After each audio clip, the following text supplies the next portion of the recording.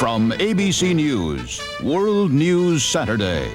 Tonight, reporting from New York, here's Peter Jennings. Good evening. It looks as if this moment, as if only a political miracle will prevent a massive U.S. invasion of Kuwait and Iraq sooner rather than later.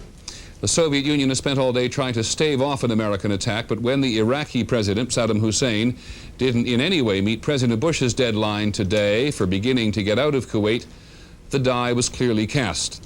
Baghdad radio warned again that Americans and their allies would be turned to ashes in what they have so often called the mother of all battles. But every other political military indication would appear to favor the Allied coalition. To begin with tonight, we want to check in with our Pentagon correspondent and our White House correspondent. First at the Pentagon, ABC's Bob Zelnick. Bob, is there any chance that this war has already started and we don't know about it? No, Peter. Just moments ago, a senior Pentagon official told me that the ground war had not yet started, that there would be an announcement within hours of when it did start, a couple of hours, and that the announcement would most likely come from the White House. Now, there's been talk all day about a window being open. What does that mean?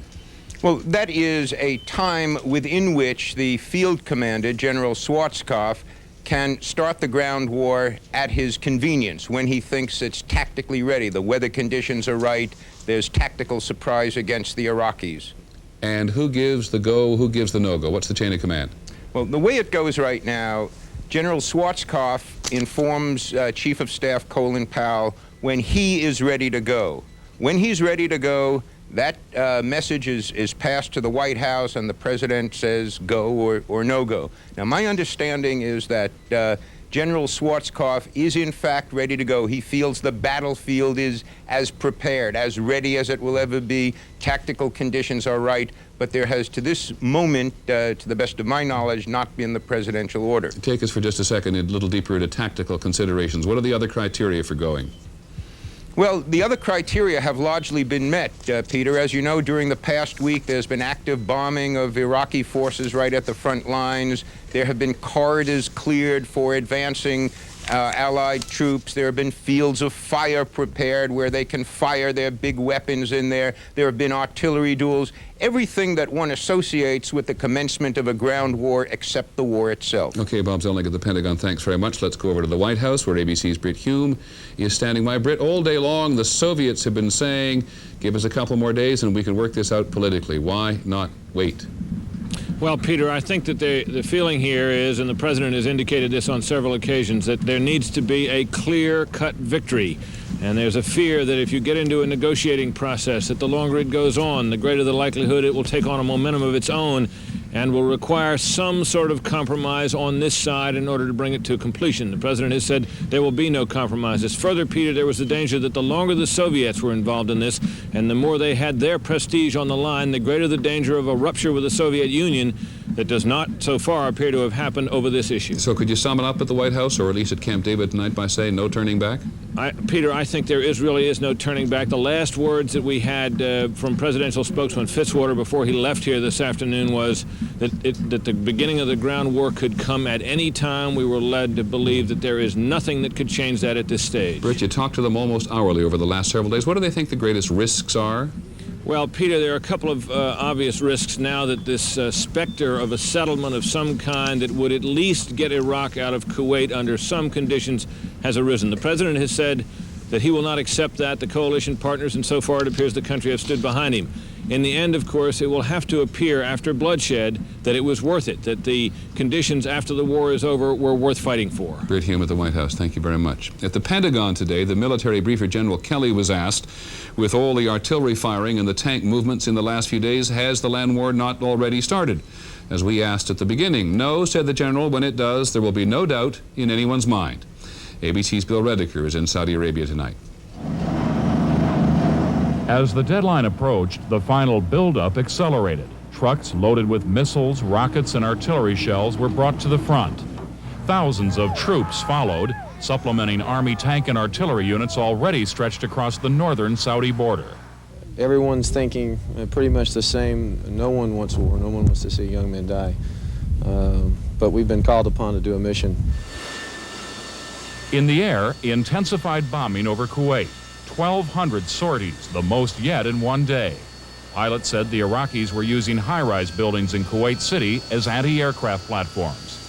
It's coming from apartment buildings, office buildings, top of houses. It's just everywhere. In fact, it seems like they move a lot of AAA into the areas that we're not authorized to bomb and do not want to bomb for fear of hurting civilians. The military said the Iraqis have set 50 more oil wells on fire in Kuwait. Aerial photography reveals individual wellheads that have been torched. In all, 200 fires are now burning. Officials also said there are reports that Iraqi troops are rounding up Kuwaiti civilians. There seems to be a systematic campaign of execution, particularly people that they may have tortured previously, that they're sort of destroying the evidence, I guess, for lack of a better term. Defensive sandberms along the Saudi border have been bulldozed through in several locations, allowing tanks, troops, and artillery access into Iraqi territory. We finally did our job, and we breached the berm and went into Iraq. Troops tonight say they are no longer preparing. Now they say they are prepared. Bill Redeker, ABC News, Saudi Arabia. It is hard for many people to imagine the massive amount of firepower and manpower that is assembled now up along the border between Saudi Arabia and Kuwait and Iraq. We'll try to give you some sense of what the battle is going to look like. We're joined again this evening by our military analyst, Tony Cortesman. Tony, when they go, what do they go for?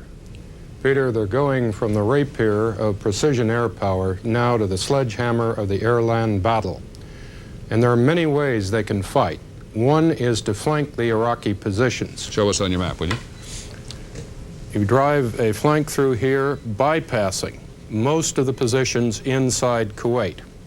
The second technique is to use our special forces. In fact, they are probably already in this area, acting to target, take prisoners, provide intelligence, and disrupt the rear. The next technique is to penetrate.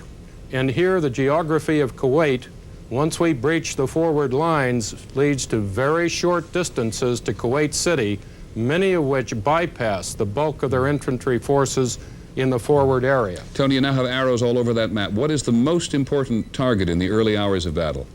The most important target is to penetrate securely and drive as quickly as possible into this area.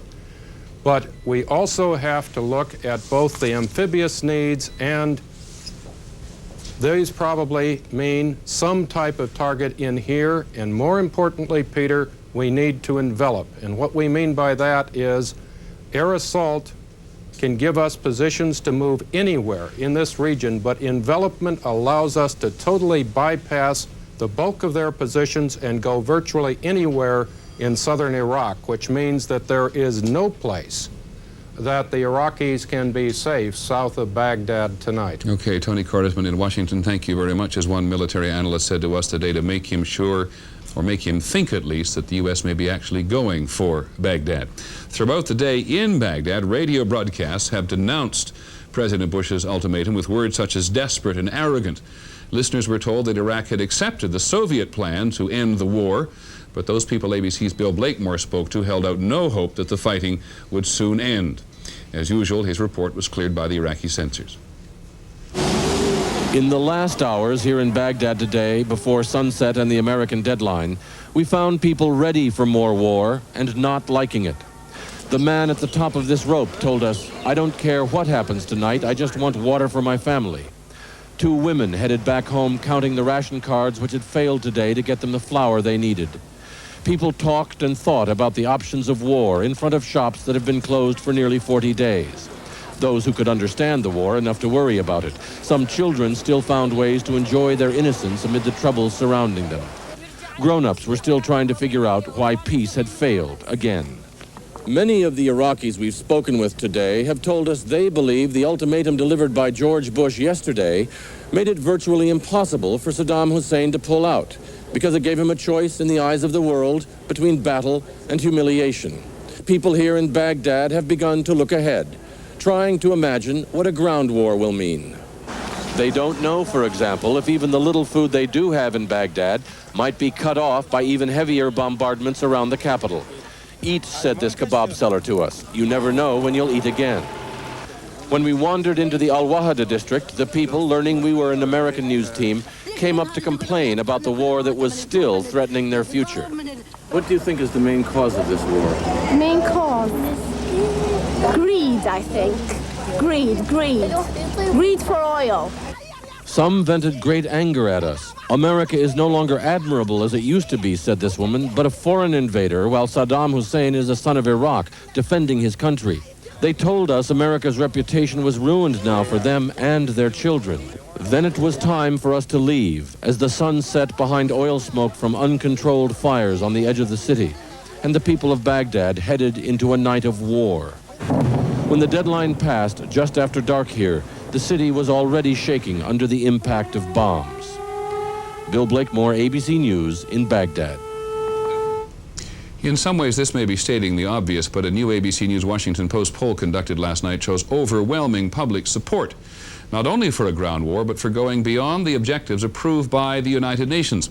Most Americans now say that neither Saddam Hussein nor his armed forces should emerge from the battle intact.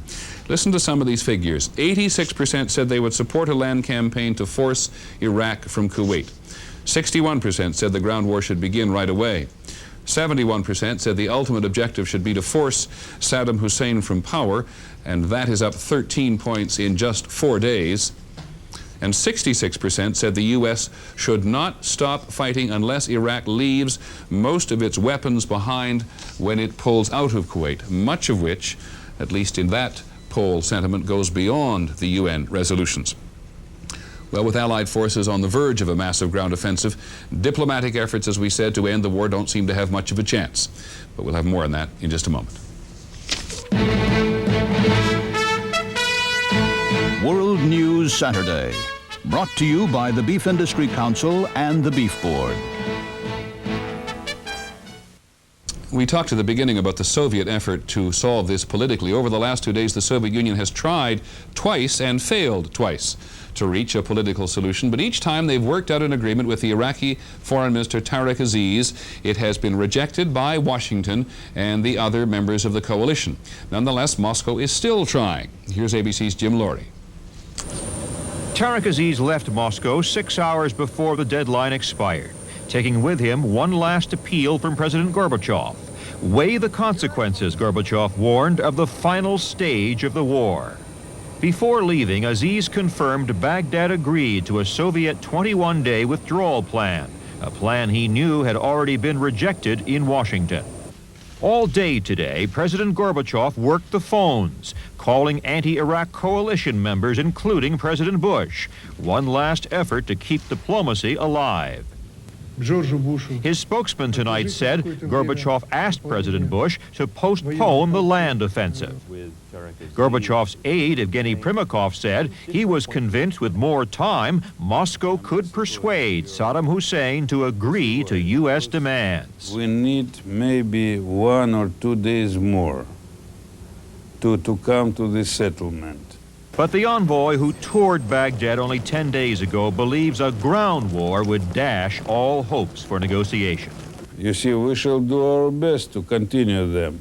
But at the same time, of course, the possibilities would be not so suitable for this political solution. Soviet officials have carefully avoided criticizing the U.S. for rejecting their best effort at a settlement. As one put it, our priority relationship is with Washington. They now view the inevitability of a land war with sadness and resignation. Jim Laurie, ABC News, Moscow. It is an article of faith among those who truly believe in the United Nations that the kind of massive violence pending in the Gulf can be avoided through diplomacy.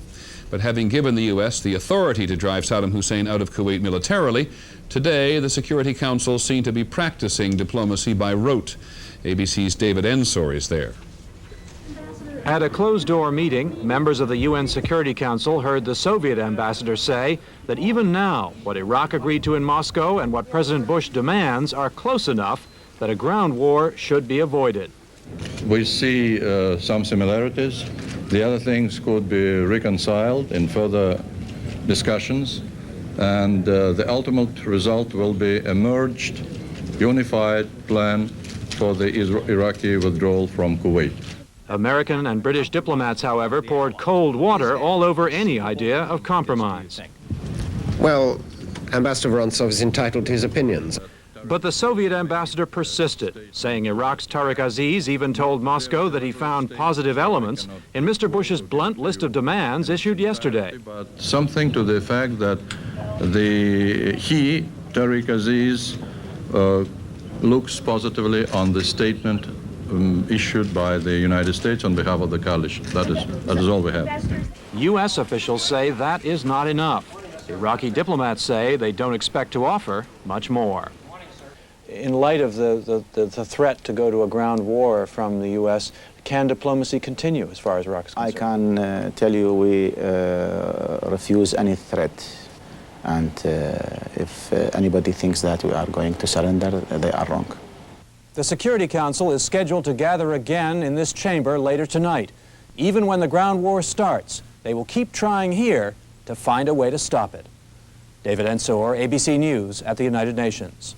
The war will obviously be the topic tomorrow and this week with David Brinkley, and his guest will be the Secretary of State, James Baker. We'll be back in just a moment.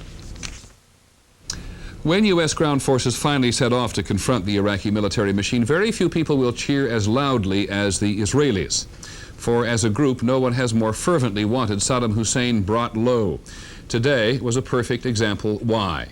Just minutes before President Bush's deadline came and went without an Iraqi political response, the Iraqis fired another Scud missile which landed in central Israel. ABC's Dean Reynolds is there. This is why Israelis believe the Allies must remove Saddam Hussein from power and destroy his arsenal of weapons. The 37th Iraqi Scud missile fired against the Jewish state was clearly visible in the skies over Tel Aviv tonight.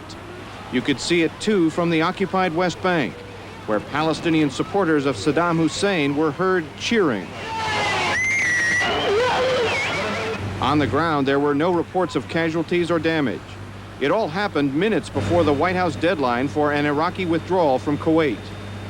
I think it was no coincidence. I think this was Saddam's answer to the world. Yet life goes on here. The air raid interrupted a concert in Tel Aviv and sent the orchestra away. But the Israeli audience stayed put. Having paid for a performance by violinist Isaac Stern, they were determined to get their money's worth. And Stern did not disappoint. This was one occasion when the audience may have been as memorable as the man they came to hear. Dean Reynolds, ABC News, Tel Aviv. A picture to remember. From the beginning, no one has cheered any louder for the other side, for Saddam Hussein, than the Palestinians who live under Israeli occupation and in neighboring Jordan. A resolution of the Palestinian-Israeli question was one of Hussein's key demands at the beginning of the war. But when the Iraqis finally agreed in Moscow to withdraw from Kuwait, there wasn't a word about the Palestinians. In this war, so far, the Palestinians are the other great losers. Here's ABC's John Donovan. Palestinians in Jordan marched again today for Saddam Hussein, a man they had dared to believe could solve their problem. Now, as they follow the news of the Gulf crisis, they refuse to believe he has forgotten them. The word Palestine was not in the Moscow agreement. How do you explain that? It's fine with us. Whatever Saddam Hussein says, we accept it. For months, Palestinians have been chipping in money to send food to Iraq. Now Palestinians say they can accept Saddam's withdrawal from Kuwait. At least they say he will still have his army. He will still be strong. Palestinians are not focusing on or do not want to admit to the obvious blows that the Gulf crisis has dealt their cause, such as the loss of funds that Saudi Arabia and other Gulf states used to pay to the PLO, or the new support that Israel has won in the United States and other countries in the West. Instead, they choose to believe Saddam Hussein has educated the world about their suffering.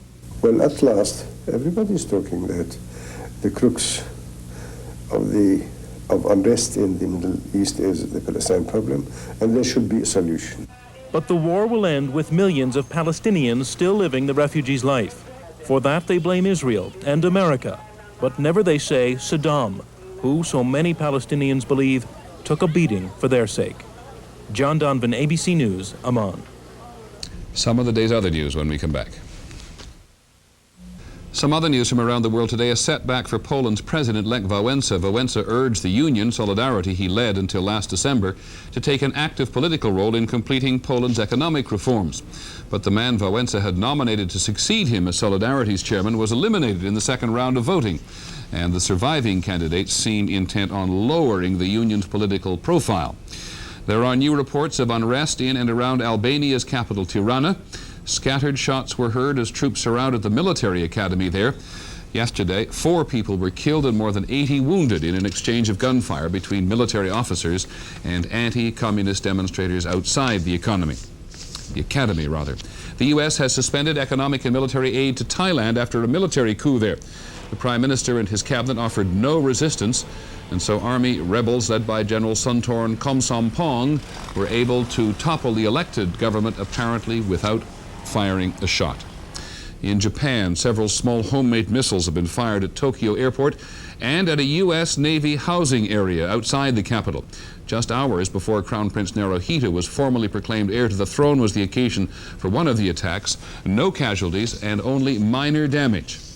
Police suspect left-wing radical groups opposed to the imperial family and perhaps also to Japan's financial commitment to the Gulf War. We'll be back in just a moment.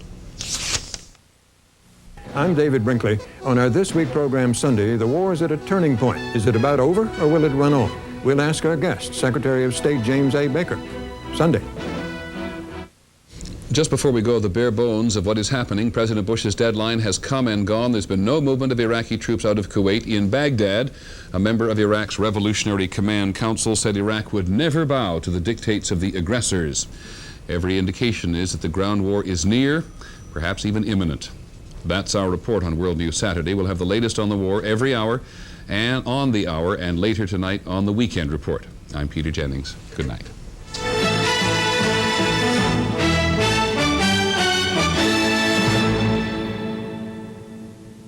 This has been a presentation of ABC News. More Americans get their news from ABC News than from any other source.